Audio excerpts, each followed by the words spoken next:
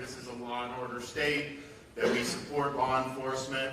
Not everyone backs that up with actions, and we have backed that up with actions with a number of the things that we have done. We got money for rural sheriff's deputies last budget. We did the bonuses. We have the recruitment program, all down the list. And that's all great because it shows that you're putting your money where your mouth is.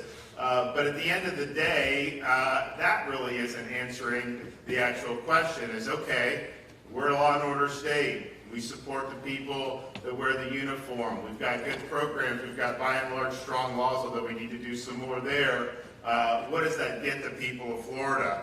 Well, what it gets the people of Florida in an era of these last many years where we've seen crime spiral out of control in many parts of this country. We have cities where people are having to flee because you don't have adequate law and order and enforcement, and there's turning back on law enforcement is part of it, cutting budgets is part of it, rogue prosecutors is part of it, weak judges are part of it. There's a whole list of reasons why that is, but crime is a major problem in many parts of the country, and yet what it gets us in Florida with our approach and with what you've done in your counties, but also what people have done in the municipalities, is a 50-year low crime rate, including the most recent year, a nearly 10% decline year over year in our crime rate, and that's in comparison to what we're seeing on a lot of different places. Murder down 14%, burglary down 15%,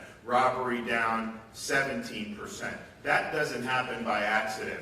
And in fact, if you look what's gone on, you're seeing the reverse of those, actually probably even on steroids in terms of some of the increases. And so what you're doing matters. What we do in Tallahassee to provide support matters. And when you don't have the approach that our sheriffs have taken in Florida, or our state government has taken, or many of our strong municipalities, the police departments there, you get different results. And these aren't just numbers on a sheet of paper when you have murder down 14%. Those are people's lives that have been saved because of what's gone on with the leadership of people in this room. When you have victims of crimes in other parts of the country, had they just had an approach here, they would not have been victimized. That's an honest-to-God fact that what we're seeing. So this impacts people's lives in profound ways. I can tell you from our state's perspective, if you look at the amount of people that have moved into Florida, even the people that visit Florida in record numbers, some people just come for a couple months just to get away from some of the stuff. And there's been a lot of stuff that's happened in our society over the last 3 or 4 years, not just crime related, but there were other things. But one of the number one things people say when they come to Florida is they wanted a safe community. They didn't feel that they had that in many other parts of the country. And so as we have a record budget surplus, like way more than we've ever had, part of that is because we have strong economic fundamentals, and part of that is because we're attracting more investment, more individuals. And look, if someone retires here, they're contributing to the economy. We've got a lot of people that have moved families here from all across the country. I mean, people will move, and we've always been a destination. I mean, that's not like that's new just in the last few years.